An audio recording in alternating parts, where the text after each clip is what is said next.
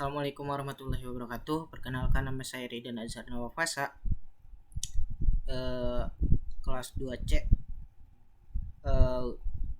Saya akan menjelaskan hasil review tentang materi pertemuan 9 tentang sholat.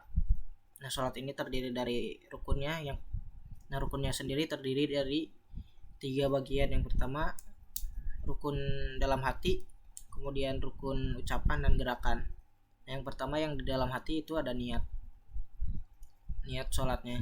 Kemudian rukun ucapan, yang pertama ada takbiratul ihram, itu wajib dikeraskan hingga terdengar oleh telinga sendiri. Kemudian al-fatihah, kemudian membaca kalimat syahadat dalam tahiyat, terus sholawat dan salam. Nah, untuk rukun ucapan sendiri harus terdengar minimal oleh telinga sendiri. Nah, kemudian ada rukun gerak, ada ruku.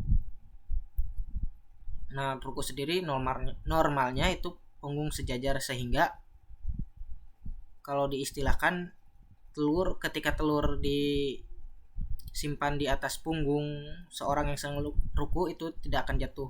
Itu normalnya. Kemudian itidal, nah berdiri setelah ruku. Nah, kemudian setelah itidal itu ada sujud.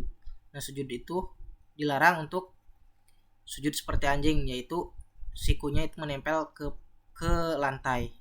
Nah, kemudian ada duduk di antara dua sujud, dan seterusnya ada tahiyat, dan yang terakhir tumaninah. Nah, kemudian ada sunahnya sendiri. Sunah sholat, yang pertama membaca doa iftitah,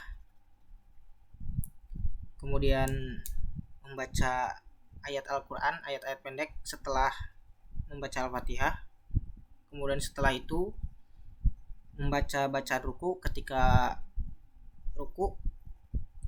Kemudian membaca itidal, doa itidal setelah ketika itidal. Kemudian membaca bacaan sujud ketika sujud. Membaca duduk antara doa sujud, duduk antara dua sujud ketika duduk antara dua sujud. Kemudian membaca tahiyat, doa tahiyat. Nah, yang terakhir, hal-hal yang membatalkan sholat. Yang pertama ada berhadas, kemudian ada memiliki najis, kemudian berbicara ketika sholat. Nah, kemudian terbukanya aurat, kemudian ada niat yang berubah, lalu meninggalkan rukun yang dengan sengaja. Jika tidak disengaja, itu diganti dengan sujud sahwi. Kemudian membelakangi kiblat, lalu banyak bergerak, kemudian tertawa, dan yang terakhir itu murtad. Mungkin cukup sekian. Wassalamualaikum warahmatullahi wabarakatuh.